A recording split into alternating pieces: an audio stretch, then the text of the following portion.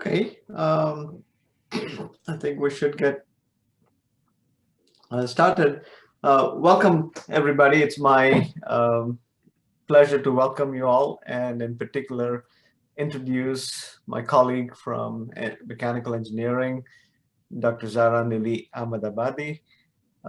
It's very nice always to welcome and get to know new colleagues. Unfortunately, with the pandemic, meeting new colleagues has been a lot more difficult. So I really appreciate the opportunity here through the colloquium to welcome Dr. Nili Ahmedabadi. Dr. Nili received her PhD from the University of Quebec, a master's from the University of Tehran, a bachelor's from University of Tehran, master's from Tarbiyat Madaris University, all in mechanical engineering. She joined the SDSU Mechanical Engineering Department last fall, and prior to that was assistant professor at Wichita State, and also worked in the industry at Dana as a noise control engineer. Her research is in the area of robotics, artificial intelligence, with focus on nonlinear motion planning for mobile robots. She's going to talk a little bit about her work today and probably share with us what she does and what she plans to do. And without taking any more of her time, I'd like to welcome Dr. Nili and turn over the proceedings to her. Thank you very much. So good afternoon, everyone. Today I would like to talk about the research, an ongoing research of mine, which I have been doing with Air Force Research Lab for a while. So this research is about developing unpredictable motion planning strategies for a team of intelligent robots to be able to conduct coverage tasks or search tasks in uncertain environments.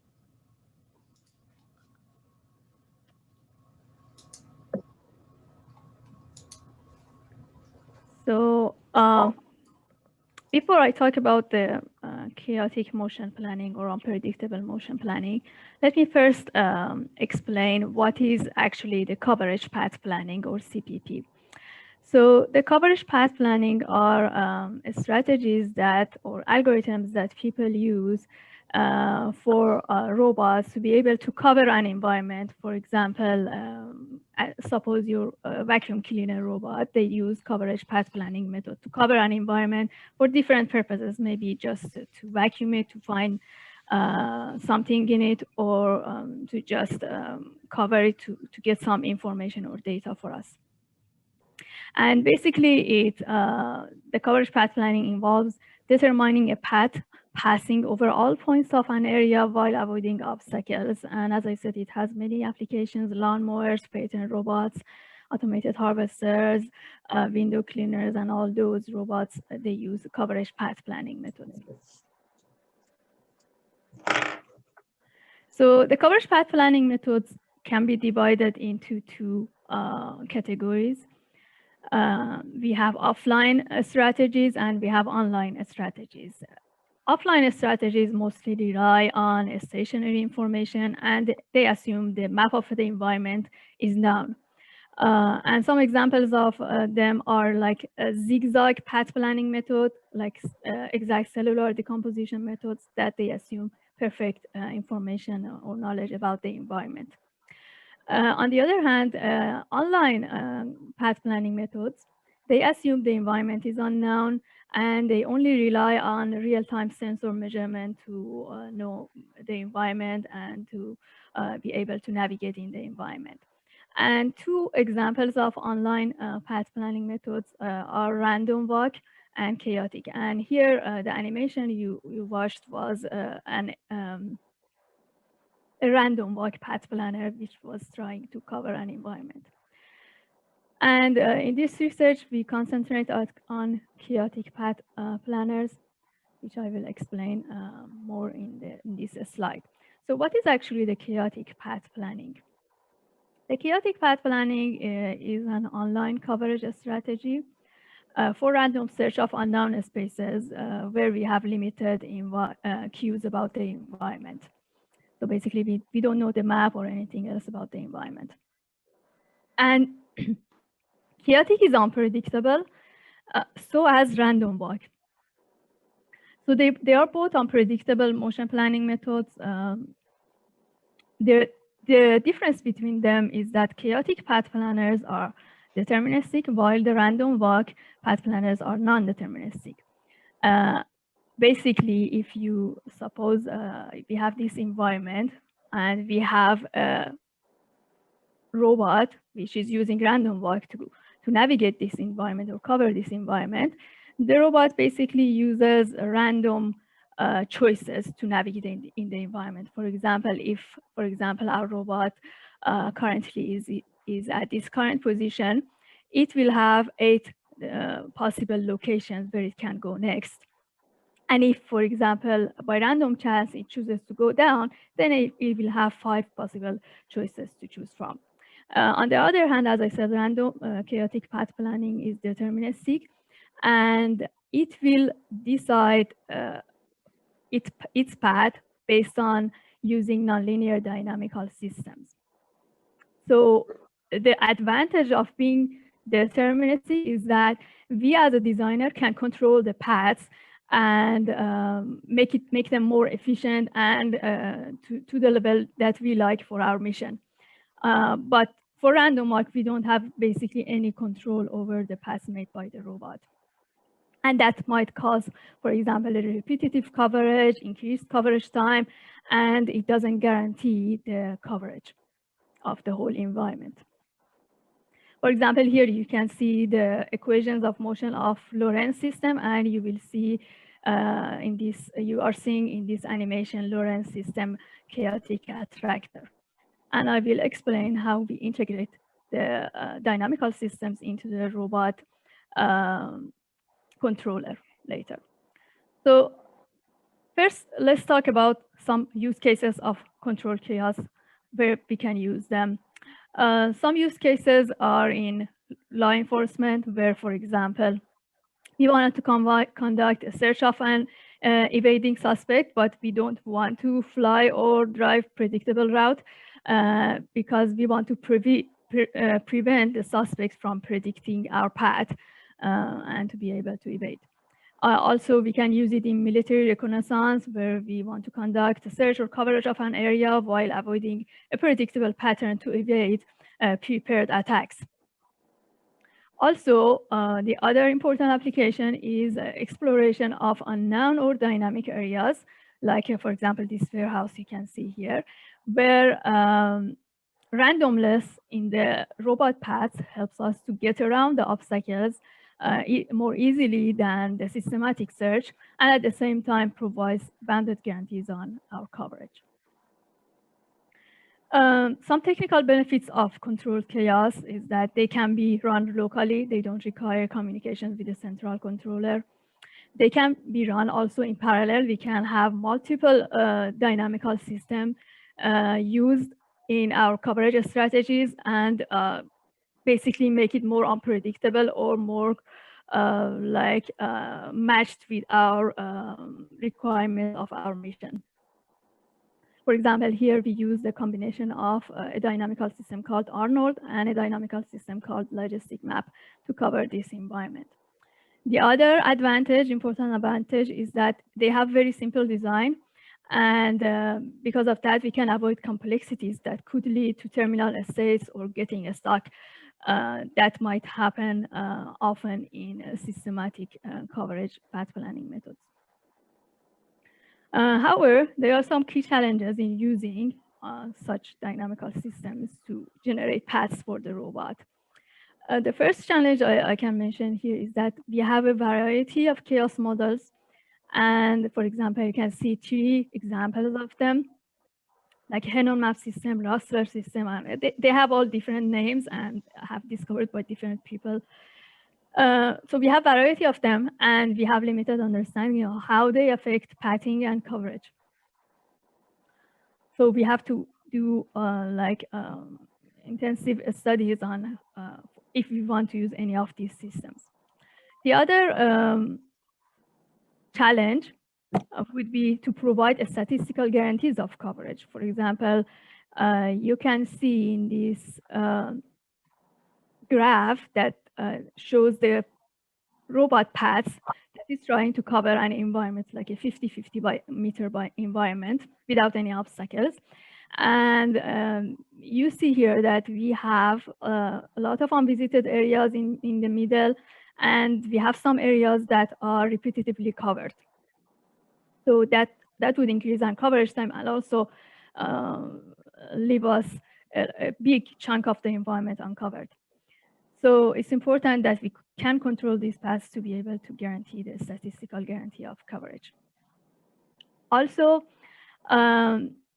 we can use some strategies for multi-platform coverage, but for them, we will have some challenges related to partitioning and overlap in the space that I will explain later. So in this study that I'm sharing with you, I will go over each of these challenges, and I provide some information about the work we did on them.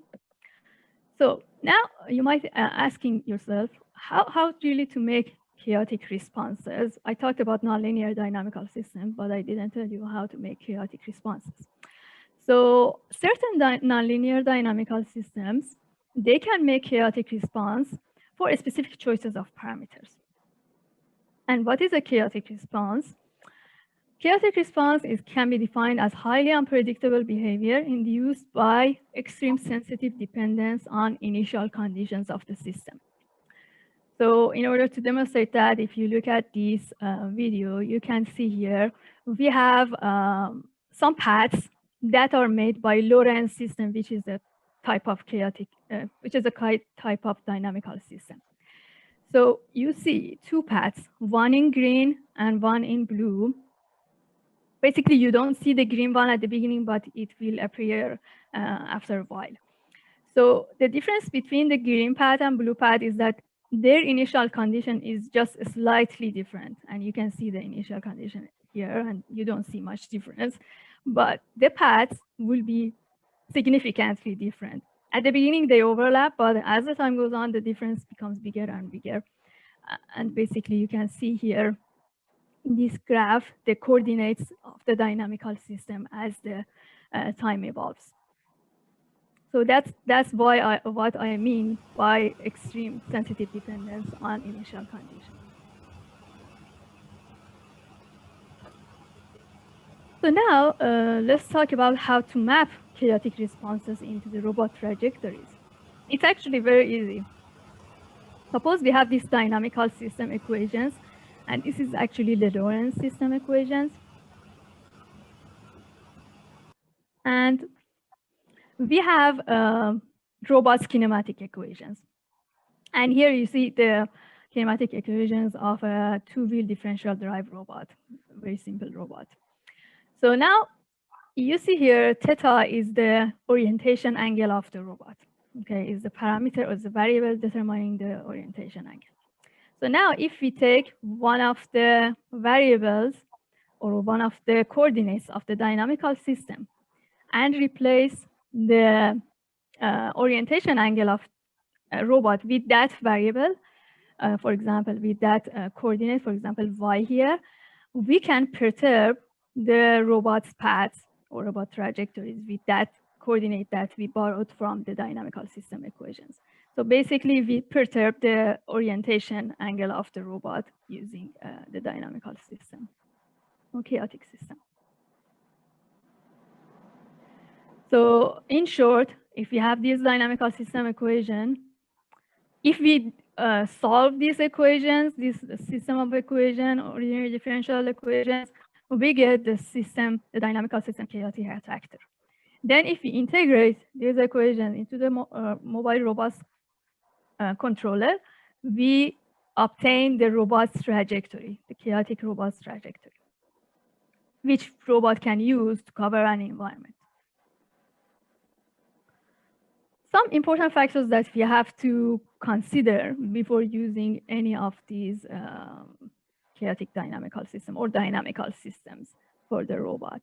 The first thing we have to consider is that we have to choose what dynamical system we want to use. So basically, we have a variety of dynamical systems. I don't know, maybe more than 100 type of dynamical system, and they have all different properties and different requirements.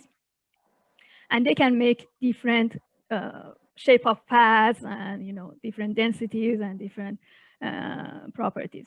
So for example, here you see the equations for Lorenz system and Arnold system, which are two continuous chaotic dynamical systems. Also, we can have discrete systems like logistic map system or Henon map system that you can see the equations here. So first we have to choose the right dynamical system for our mission or for our task. The second thing we have to make sure to choose right is the dynamical system parameters. And you can see here the dynamical system parameters for each of these systems. For example, beta, sigma, and R are dynamical are Lorenz system parameters that we have to choose before using the dynamical system. And so that those parameters will absolutely change everything about the trajectories. So we have to make sure to, if we want to have a chaotic paths, we have to use chaotic parameters for the dynamical system. Another thing we have to make sure we choose right are the initial conditions. So in our system, you saw we had, for example, for Lorenz system, we had 5 equations. So we have 2 robot equations and 2 and 3, for example, dynamical system equations. So robot will have its own initial conditions, which basically is the position of the robot in the environment, the initial position of the robot in the environment. And the dynamical system has also initial conditions, which are basically the initial value of their coordinates. For example, for Lorenz, it would be x0, y0, and z0, obviously. So the robot initial condition, later I show the actually effect of each one of these. But I can tell you now that dynamical system initial conditions are the most important thing to decide about. So going back to the model, I just try to use different dynamical systems and make trajectories for you to see what are, how different are these trajectories made by different dynamical systems.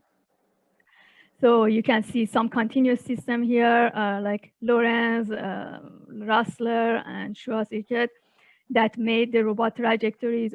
And you can see also the discrete systems like Henon map system and logistic map system.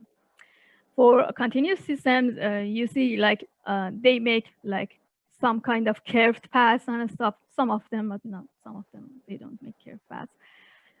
For discrete system, you see more direct type of paths. And you see also different densities for each of these paths. And I will tell you later that they take also different amount of time to cover the area. And like just different patterns. So some of these might be helpful in some situation and, or the other. So we have to choose between all these choices. So as I said, the time taken also by the robot to cover the environment will be different depending on what chaotic system to choose. For example, if we choose Rustler, it takes a long time to cover the area because we have a very high density path. Or if we choose Arnold, it takes the least amount of time to cover the area. So it depends on our priorities. If we want to have more unpredictability and take less time, or if unpredictability is not that important, time is really sensitive for us. So now let's talk about the dynamic system parameters and initial conditions and how we choose them. We basically can use 2 different methods, which are very well-known, famous methods. Like we can use, we can draw the bifurcation diagram, plot the bifurcation diagram, or we can calculate the maximal Lyapunov exponent for each parameter. So bifurcation diagram basically shows us set of solutions that are asymptotically visited, like for each parameter set. And the maximum Lyapunov exponent shows just rate of separation between infinitesimally close trajectories. So So using these methods, we can determine the range of chaotic parameters for each dynamical system, but we have to make sure to also consider the dynamical system initial conditions, because these two are really interdependent and they depend on each other. So we have to choose the right dynamical system initial conditions in conjunction with the parameters to make sure we will have chaotic paths. Otherwise, we will have some periodic paths or other paths that we are not interested in. So to show you what is the difference between the paths made using different parameters, you can see, you can look at these graphs, these three different graphs that we used slightly different parameters to make them, but we use the same initial conditions for the dynamical system. So all these three paths are made with Arnold system, and you can see they are all chaotic, obviously, but they have they are different from each other in terms of like the density in different areas and generally the patterns they make.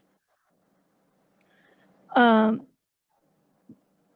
here, you can see also the paths like made with the same parameters, but a slightly different initial conditions, very small difference in initial conditions.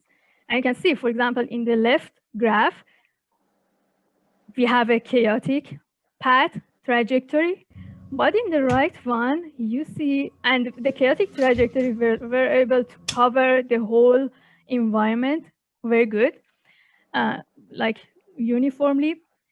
On the other hand, you have this path that is made, and I'm going to zoom in on it. And you can see it's just kind of a periodic path, which was not able to really cover like the environment, just a small portion of the environment. So if you use the wrong initial conditions, you will end up with such kind of paths, which we call outliers.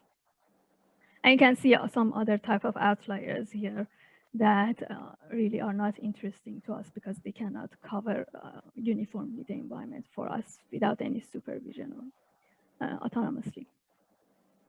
So now let's talk about the influence of robot initial conditions. So in order to study that, what I did, we ran the robot starting from different position in the environment. We did it for a 50 by 50 meter environment and 100 by 100 environment. And each of these points shows different initial condition for the robot. So basically, just different initial position for the robot. And the colors here show just the coverage time. The higher, the more intense colors are the higher coverage time, and the lighter colors are the lower coverage time. The important thing here is that if you notice, the dispersion angle of all these data we got are both small for both of these studies, for both of these environments. And that really shows that the robot initial condition really doesn't matter, and it really doesn't affect the performance that much. And to actually see that better, you can look at this graph here. So in this graph, we have three trajectories. You can see a red trajectory, a blue trajectory, and a green trajectory. For the blue trajectory, the robot started covering the environment from this point, 0, 0. For the red trajectory, the robot started covering from the midpoint of the environment here. And for green one, the robot started on the corner. So at the beginning, the paths are a little bit different, as you see. But as we move forward in time, they overlap. So that's why after a while, the green, the blue and red one disappear, and you will have only green trajectory because it overlapped the other two. So basically, no matter where the robot starts, it ends up following the same trajectory after a while, which is basically the properties of the dynamical systems. So now the question is, we can basically perturb the robot's orientation and make these chaotic trajectories, but how can we really guarantee full effective coverage in minimum amount of time? So, for example, so that's hard to guarantee, and this is one example of that. So in this example, you see the robot which use the Lorenz system-based trajectory. Lorenz is a dynamical system. And you see here the path of the robot and the areas covered after 10 to the power of 6 seconds, which is a long time. And you see a lot of areas are unvisited. Some areas are visited here, but obviously we have repetitive coverage here, very dense trajectories here. And you might wonder why we have this kind of situation. The reason for that is that the robot gets stuck in this region. Because of the nature of the paths generated, the robot gets stuck in this region and basically cannot get out without any control.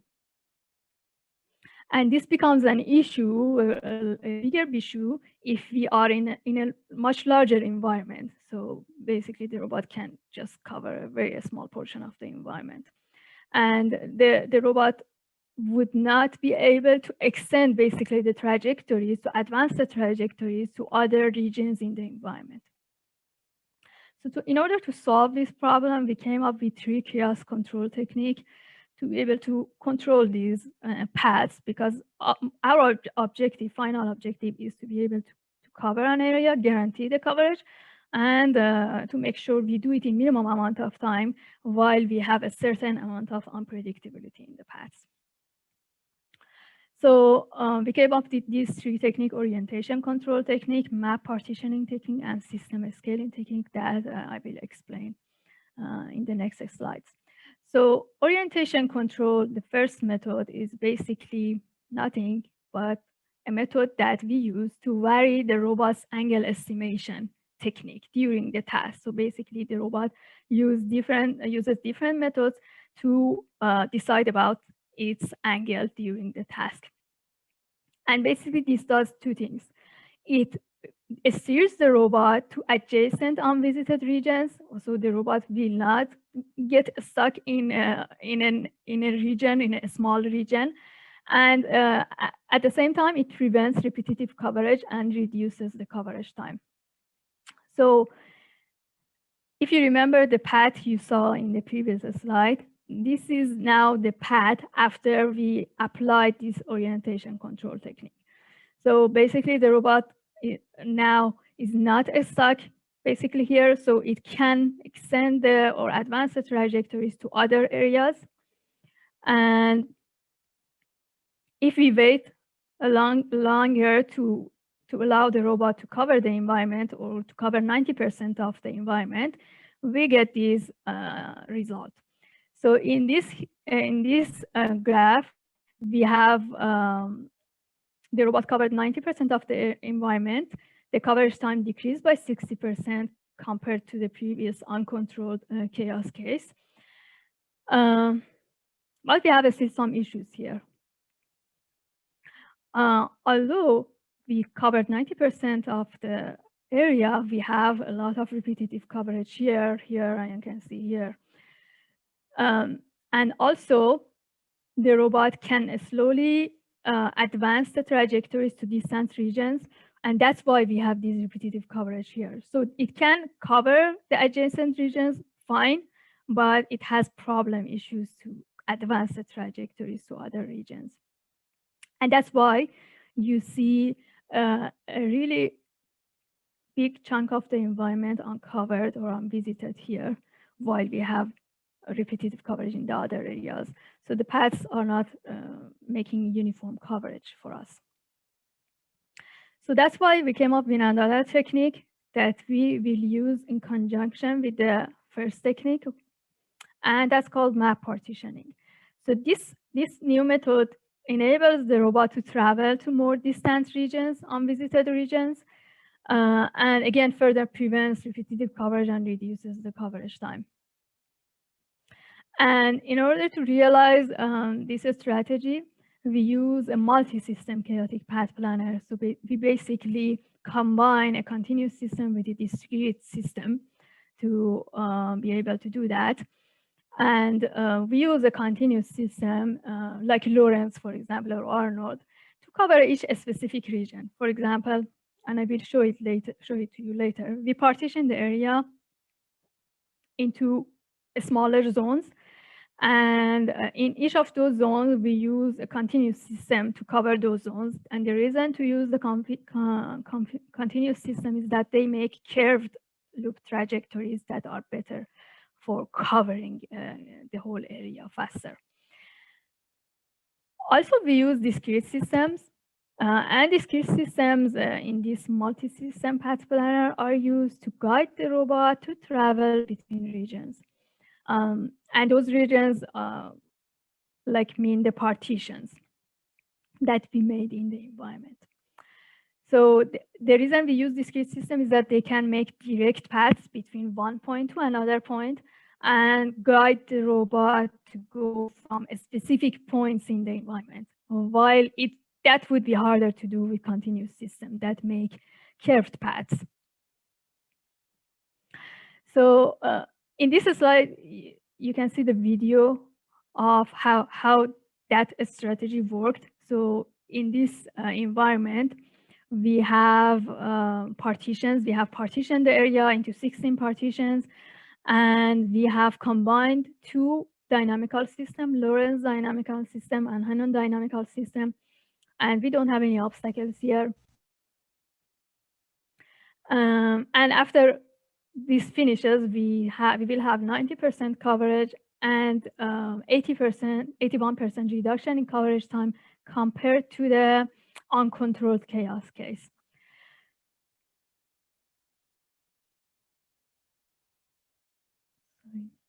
So that was a Lorenz-Hannon system. We did the same for a combination of Arnold logistic system.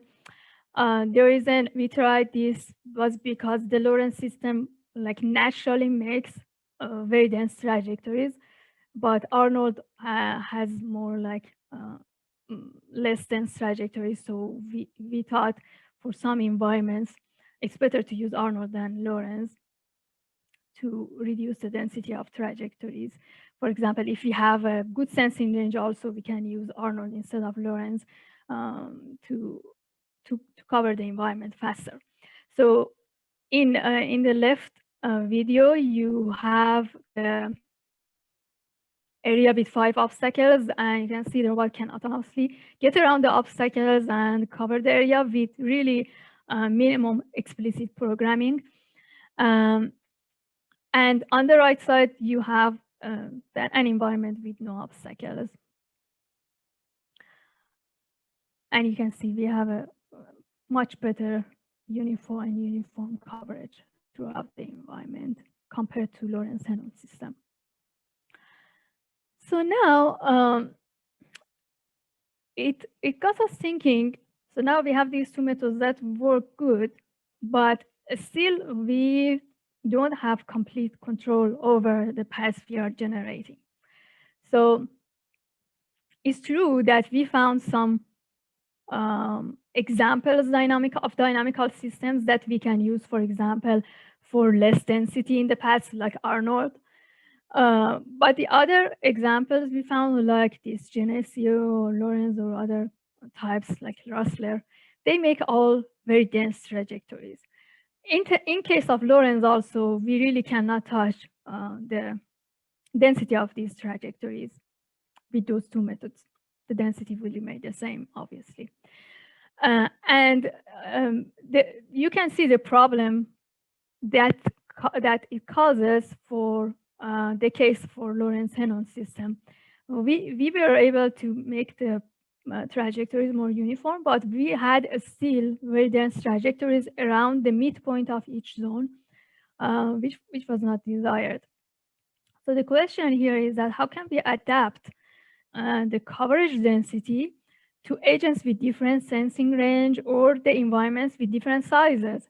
So some of these systems, I don't remember which one, for example, Lorenz, if we make the size of environment bigger, like make it 200 by 200, it will make it really hard for Lorenz to extend its trajectories, even if we use those other two methods. So it's really help us if we have a method to be able to do those things and to kind of adjust the density of the paths and the extension of the paths and control them. So that's why we came up with the third technique, which is basically scaling the trajectories. It's about scaling the trajectories of the robots. And this basically helps us to change the coverage density, coverage extent, and coverage time. And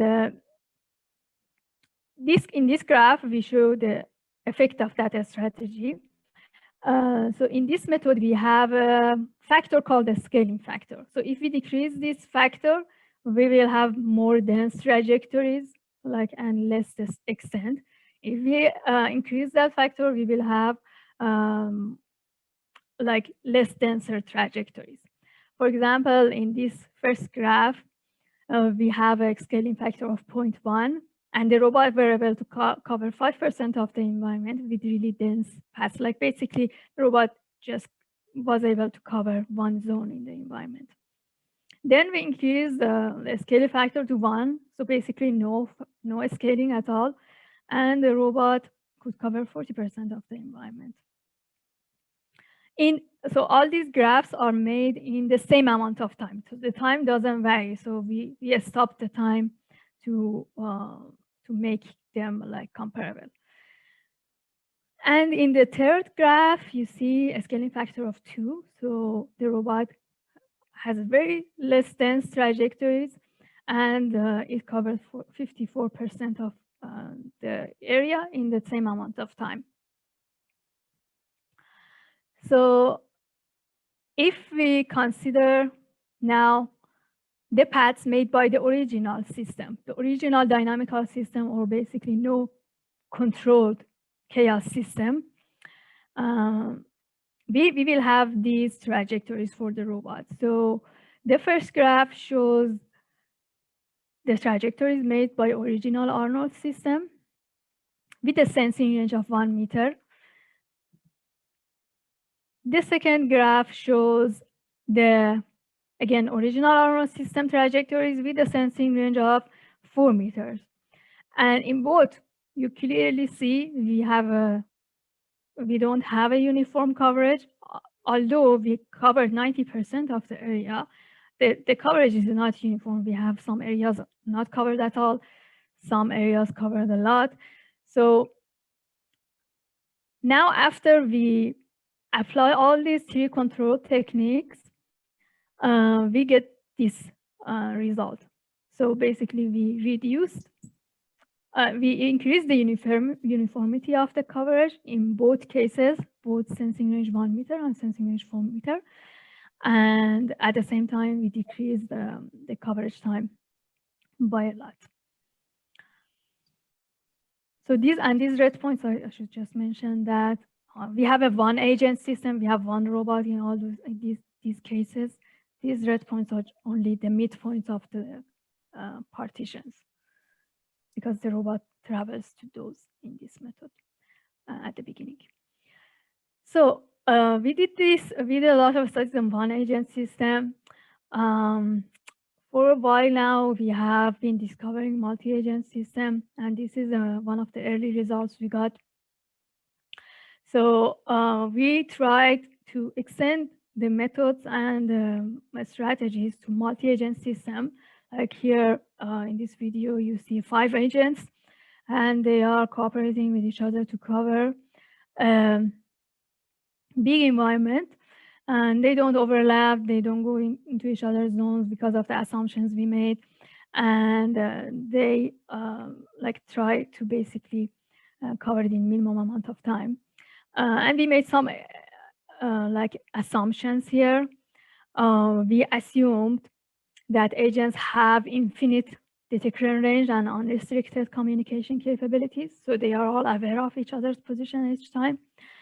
And we also assume that the agents are restricted to cover the current zone and cannot leave the current zone unless the desired coverage rate is achieved in that zone. Later, we extended it to more like general scenarios, and we still are working on those. So, so as I said, we have done a lot, but there are still a lot of things to do. For example, we have to develop yet the strategies for effective partitioning based on the mission and the tasks we are doing, and based on the environment, how much information we have the environment, and so on. And we have to keep track of unvisited regions, which we have done so far, but for multi-agent system, and this time in real-life environments instead of simulations.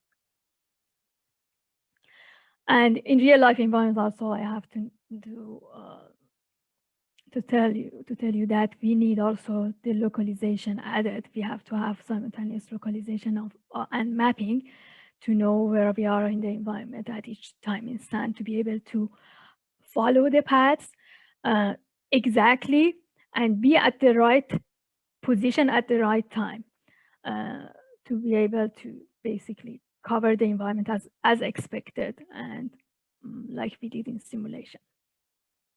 We also have to work on strategies that can work effectively under sensing and communication constraints. We will have robots with different type of sensing, like high range of sensing or low range of sensing.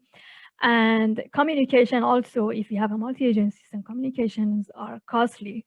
So, and they might not be desirable in adversarial environments because the adversary might detect the communications. So we have to try to develop the strategies that for the cases that we have minimum level of communications. We also have to come up with metrics to actually measure the chaos level or unpredictability level of the paths we are generating. So to different adversaries with different attack types, those paths might have different level of unpredictability. So we really have to have a method like an evader model or something to be able to measure those unpredictabilities and quantify them, and later to be able to better design the strategies for the type of mission or type of environment we are trying to search or cover. We have to also come up with methods to characterize the swarm performance and trade-off a space of different configurations with different number of agents, different level of unpredictability in the paths. And this is basically for the case where we have an operator, and the operator doesn't know anything about the specific of the system, and he shouldn't know. We have to develop some systems that they can really use to see the effect of varying each of these like conditions and variables, and to see what happens if they use such a strategy versus the other strategy in any mission, and they choose the best one that suits their mission. Also, we have to develop strategies that can adapt to different type of applications. So far, we have been focusing on search, on coverage, but we have to extend these strategies to consistent coverage or tracking or these kind of applications. Also, we have to come up with methods to estimate optimal parameters and settings online, and we are working on machine learning strategies to do that, to kind of estimate those parameters, the best parameters real time. And we have to also develop some multi-agent planning strategies to obtain the effective policies based on, again, the mission and the task we are trying to do. And finally, our methods should be able to measure the compute time reliably and choose the coverage strategies while accounting for limitation in computing resources.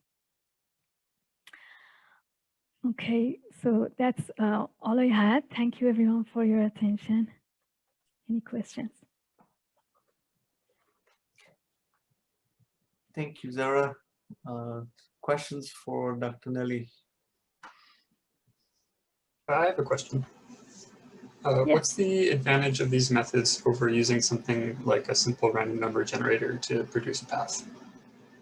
Well, people actually use also the chaotic system to generate random numbers to cover the paths. So basically, they are good, but they are random. You know, they are completely random. They are non-deterministic. So basically, we cannot have any control over the paths generated. While with these strategies, because we have the system equations and we know them, we can control the paths and make sure we have a uniform coverage or whatever conditions or properties we want to satisfy.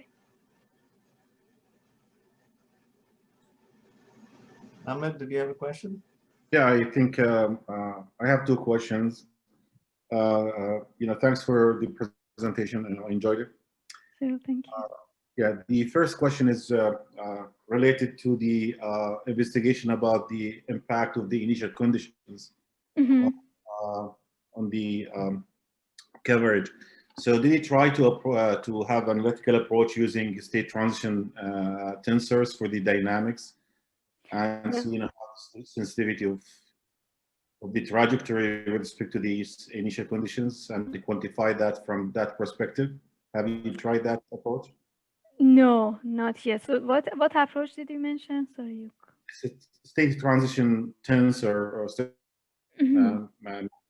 that maps the trajectory sensitivity with respect to the initial conditions. Oh, okay. No, we haven't used that. That's a good thing. Yeah, we have to try that. Yeah. Would give you like some. Yeah, would give you some kind of uncertainty mapping or propagation even. If you have set down, these uncertainty partial models together with the model that you have, and then you can quantify, let me call it like the uncertainty of the trajectory with respect to those initial conditions. Okay. My second question is, probably I've discussed this with you, before, but I'll bring this in here for, more discussion about the 3D world of this kind of, approach. If we are considering to use this for a UAV or for even like space vehicles, so how would that extension be, approachable? Yeah, I think we haven't tried it, but I think these methods can well extend to that scenario too. But you have to, like, for UAVs, we have three angles that we have to decide or perturb. So I don't know how that would work, if you have to perturb all three angles or one of them, or I don't know. But basically, we can perturb the angle of the UAV using our dynamical system coordinate. That's what I think will work. And that should generate unpredictable trajectories for us. But in terms of coverage or how many of those angles should be perturbed, we haven't studied yet that. Okay, good. Thanks. Sure, thank you. I had a question. Sure. You mentioned machine learning at the end of multi-agent models. Are there any particular models that you've attempted or that you think might work well in this situation?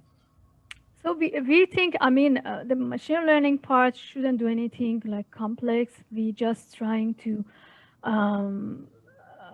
have a model that can generate for us the optimal parameters and initial conditions, or the parameters or initial conditions that are useful for us. And we are trying to use feed-forward neural networks because we thought that level of complexity is enough for our purpose. Yeah, it seems interesting. You have something like a saddle point problem where you're trying to minimize the time, but also maximize the covered area, right? Yes, exactly. Yes. Great. Thank you. You're welcome. Well, since you're talking about the same thing, we have a paper that almost writing about something, similar, but we look at the orientation dynamics of a rigid body, which is the attitude motion. And basically, we use the reinforcement learning. It's something that we try, for example, in your trajectory here, if we memorize the visited points in your map, then you can, give the reward to the controller. Hey, I mean, if you get away from this point, I mean, I give you like 5 points. If you get closer, you're going to drop some points. This is the reinforcement learning that I see. There might be a good application also in here. Yes. You might think of as well. Yes, of course. Yeah, we can. Like probably that would give us more flexibility in terms of the model, the more complex model that we can achieve. Yeah, just a recommendation, deep reinforcement learning with self-play. And so that way you could, like I was saying, solve the saddle point problem. Oh yeah, sure. Thank you. Thank you for the recommendations. So Zahra, I was curious about your work. There are a number of problems where the domain is also changing, right? So your obstacles or things are changing, and you want to navigate around that.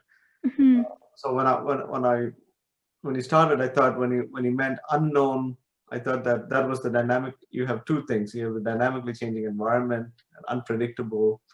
And here the unpredictable is just purely just for sense of not being able to predict where it's going to be, right? But it's not the environment changing. The environment also is unknown. So in these studies that we have done so far, the only thing we assume that we know about the environment is the size of the environment, the boundaries of the environment. That we have to also eliminate that assumption too later. But the obstacles, we don't know where they are. They are like in this study so far we have done. The obstacles are static, but we don't know at the beginning where the robot doesn't know where they are. So it can sense them, and based on that, it replans the path. Each time it senses an obstacle, it replans the path basically in this video that you looked at. So the obstacles are also changing, right? But are they random, chaotic? In this simulation we have done so far, they are not dynamic obstacles. They are not moving, but they are in the environment, but we don't know at the beginning. We don't have a map of the environment to know where they are. Like the robot doesn't know. Okay. We know.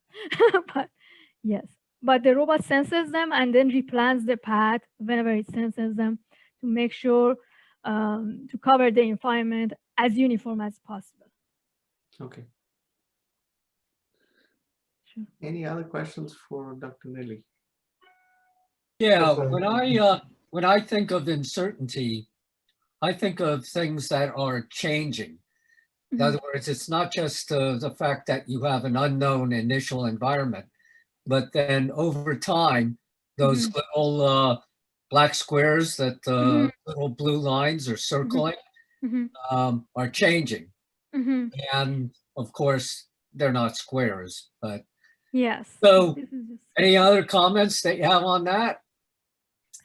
So yeah, that's true. Yeah, the final goal is for the environments that are dynamic, like we have dynamic obstacles in them, like maybe other robots. Like I didn't show you this, but we have simulated also multi-robot systems where the robots are not restricted to a zone, so they might collide each other.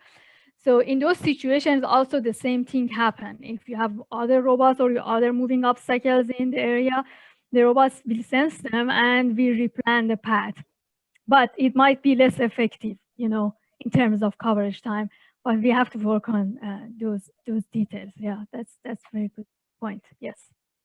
So what's the running time on this thing?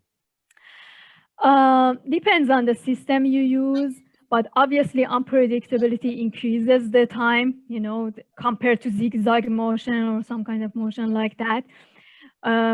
But we trying to unpredictability because we are develop this for adversarial environments. But like for Arnold system, I think if I remember it right, for a 50 by 50 environment, maybe it's about 3,000 seconds or so. Yeah, if I remember it. Oh, sorry. Yeah, 3,000 seconds or so. Yes. I wear hearing aids. What was the time again? 2000 so what? 2,000 seconds for Okay. for the 50 by 50 environment without any obstacles. So obviously, we can, based on the techniques we have developed, we can reduce the density of coverage and so on to reduce the time as much as we can. And if you have a good sensing range, also it will reduce the time. Are these real robots or theoretical robots? These are just simulation, yes. Yeah. We have the model of the robot is a two-wheel differential drive robot, but these are all simulation so far that I showed you. How do you think it'll scale? So we expect that we have a lot of problems in real life environments. At scale, you mean in simulation or real life?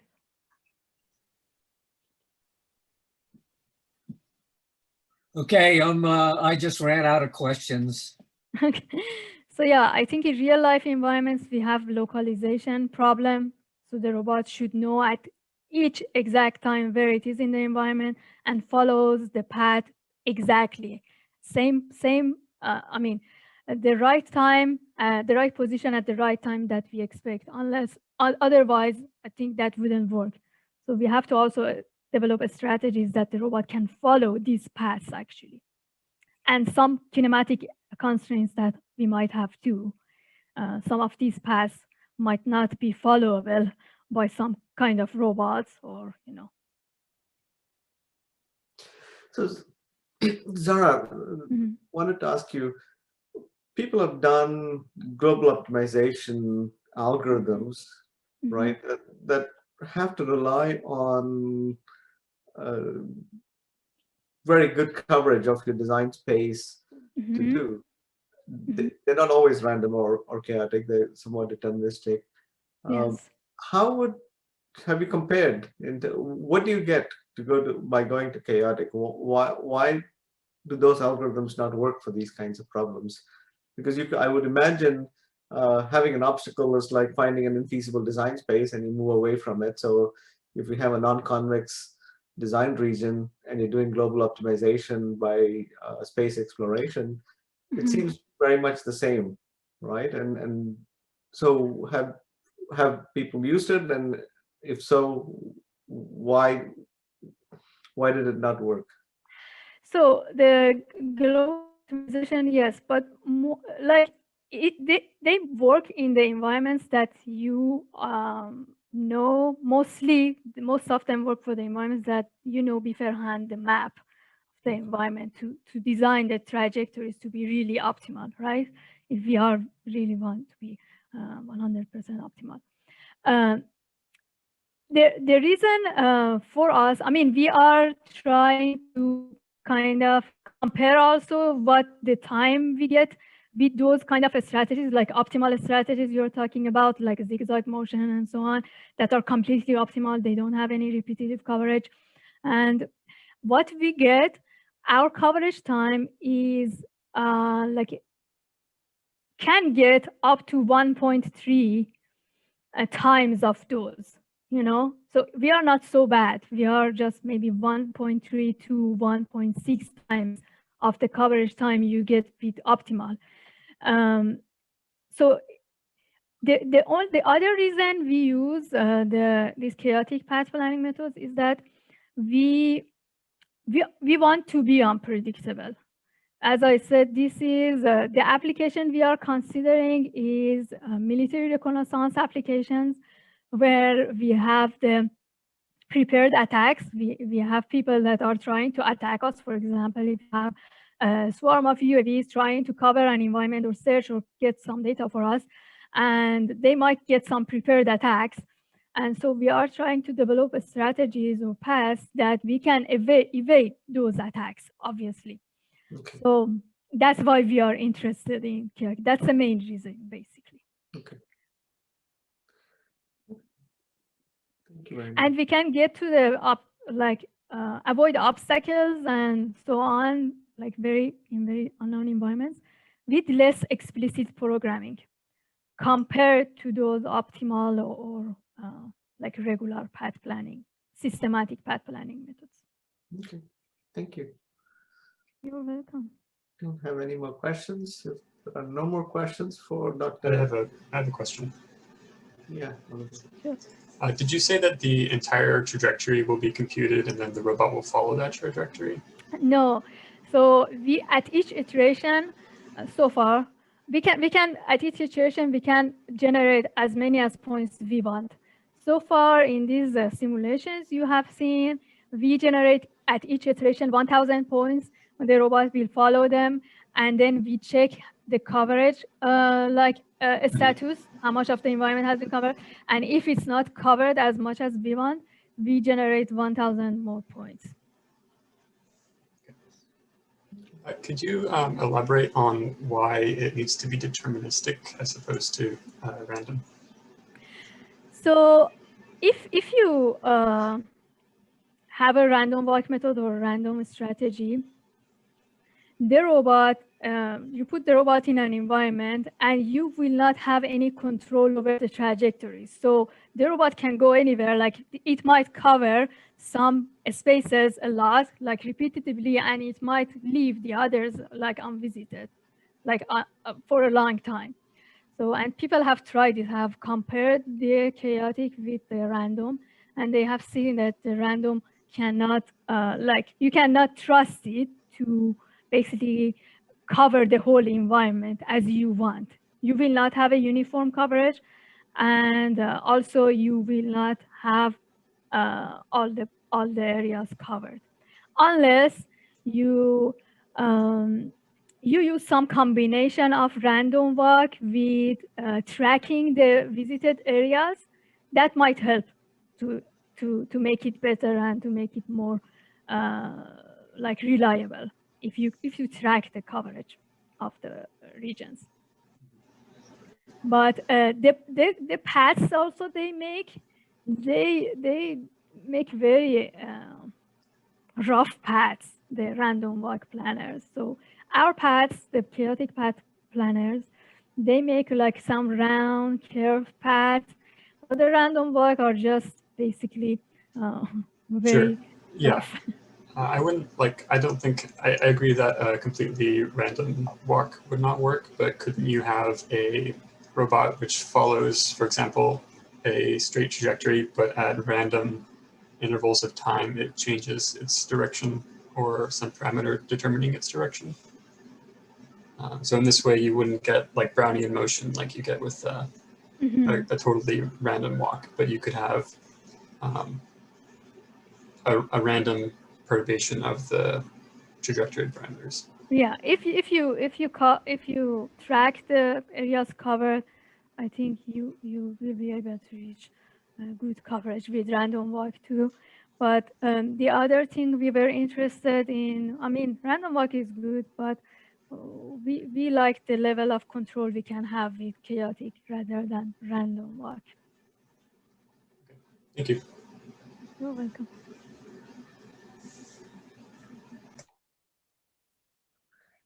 All right. Very nice topic, and thank you for a very nice presentation. For those who are interested in getting to know more, or if you want to collaborate with Dr. Nili, I'm sure she's open and interested. I posted her webpage, so you can get in touch with her to continue your conversations. Okay? So thank you again, Zahra, for a nice talk. And thank you everybody for coming, and have a nice, safe weekend.